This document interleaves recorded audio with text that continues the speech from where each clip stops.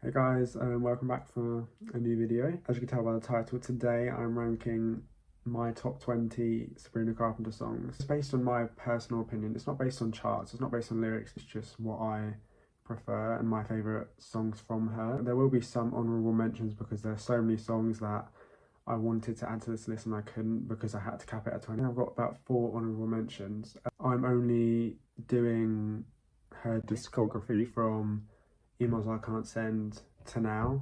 Older discography. I've listened to some of the albums, but I haven't listened to them long enough or done a deeper search, deeper dive into them to fairly rank them, and I just don't think it would be fair to rank them if I haven't listened to them. I've got my house tour t-shirt. Oh yeah, also I've got a t-shirt underneath because it is freezing right now. I wanted to show this off, but I couldn't be freezing cold whilst doing it, so let's begin. Honourable mentions are not in any order, just songs I wanted to add to the top 20, but I couldn't. First one is Read Your Mind. I love Read Your Mind so much. She just has so many, in my opinion, so many good songs. And Read Your Mind is a really good one from Emails I Can't Send. And I was really sad that she got rid of it off her Short and Sweet Tour set list. I haven't heard it in a while. I need to listen to it more because I love it so much. Second honourable mention, Sugar Talking. It's such a good song. I think her performance at Coachella was amazing. That song in particular, the choreography was everything. I loved Man's Best Friend's choreography and production at Coachella. It was really good. I think I'm just going to say the same thing for all of these for honourable mentions. I love them so much I just couldn't add them to it. 15 Minutes. I think 15 Minutes might be one of her most underrated songs, and I think especially because it was on the deluxe, I do think 15 Minutes gets... is it underlooked or overlooked? I don't know, either way, it doesn't get the attention it deserves. I feel like yet again there's other songs that I would rather put on top 20. Fast Times. Yet again, this is literally one of my favourites, and I hate that I've had to put it as an honourable mention, but I'd rather put it there than not put it at all. The music video is one of my favourite Sabrina music videos. It's just such a good music video, it's such a good song. Officially going into our top 20. At 20, we have Goodbye. When I first listened to Man's Best Friend, this was my favourite song, and so I knew I had to have it in the top 20 somewhere. It's such a good song. A lot of ABBA vibes within the song, and I love ABBA so much. I love Mamma Mia. This is really one of my favourite songs, and I love the lyrics. So at number 19, we have House Tour. I just love the lyrics in this song. It's a really good song. It's a catchy, fun pop song, and I think we need more of that in the pop industry. Some of the songs are really boring, and House Tour is one of those where I don't think you can ever get bored listening to it. Sabrina's lyricism is very underrated, and I'll probably keep saying that throughout the video, but I think because it's more sexual than others, it sort of gets written off, and it's not known as actual lyrics. It's just really clever wordplay. I have to put House Tour at 19. Number 18 is Bad Reviews. Now I know I said 15 Minutes might be the most underrated track on the deluxe, but I really think a close second is Bad Reviews. It's such a good song. It was actually my favourite when it first released. It was a really nice song and I just love it so much. Number 17 we have Busy Woman. Yet again, Short and Sweet Deluxe.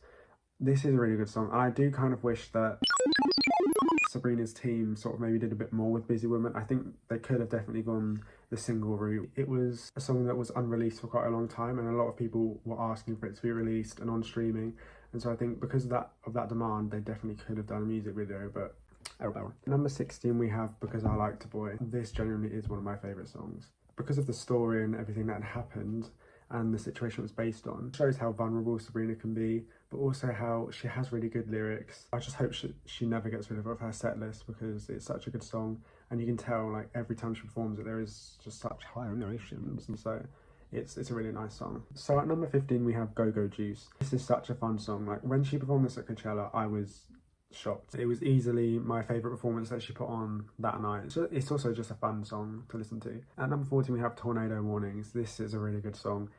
It doesn't get the flowers it deserves. I don't think many of her songs do, unfortunately, unless they're popular. This is a really good one, and it's far too underrated. 13 we have Please Please Please. Now this, I think it's actually the 2-year anniversary of Please Please Please, which is crazy. I think singles wise and lyrics wise it is probably the best out of the 3 singles she had for Short and Sweet. Very good video, minus that man. But yeah, it's a really good song. Now at number 12 we have Don't Worry I'll Make You Worry. Now this song is far too good to be the least streamed out of Man's Best Friend. I don't understand how that happened. The worst part about it is people bitch and complain that they want more songs like Emails I Can't Send, and she needs another album like that. And Don't Worry I'll Make You Worry is probably the most Emails I Can't Send coded song on the album, yet it's the least streamed. To make it make sense, I don't know what's going on now. Anyways, number 11 we have Dumb and Poetic. I love the melodies, the lyric, like the slight lyric changes are so good. I don't know the proper musical terms, but the slight changes are really good. It's such a good performance, especially on her tour with, you know, her singing and her massive self on the background. I don't know if that makes sense. She's in the background performing. Number 10, we have Juno. I love Juno so much. And it's not the positions. Obviously the positions are cool, but my favourite part is just how it sounds live. It's such a fun song. I've never unfortunately seen it live, but whenever I see videos of it, it just looks so fun. Like, the atmosphere is so fun. The way she interacts with the crowd is so fun. We need more pop songs like this. It's such a good song. At number 9, another song from the Deluxe. Couldn't Make It Any Harder. My favourite from the Deluxe. I love the sort of alternate viewpoint, I don't know what that was, alternate viewpoint from Hopelessly Devoted to You, which she performed and covered multiple times. Easily one of her best in terms of vocals, and I really want to see more songs like this. I love her, like, other pop songs that she's found, because she's found her own style, and, you know, of course you're gonna stick with it, but I really do love this style of music. Let's take a quick snack break. Got chocolate mousse. I've not had them in ages, but I remember like having them all the time as a kid. So at number 8 we have Sharpest Tool.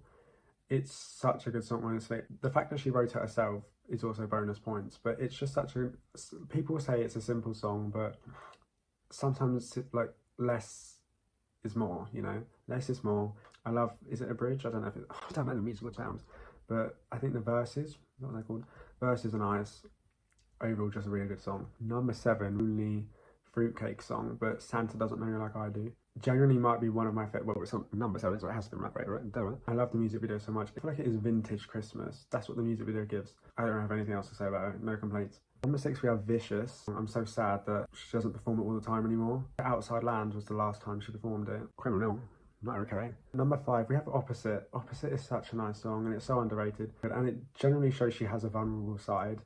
And I think people, because her lyrics are sexual and her songs are sexual, they expect her to stay in that bubble, and that's not always what she's about. And I love that she shows people that she can, you know, be different and versatile in her songs and lyrics. At number 4, we have My Man and Willpower.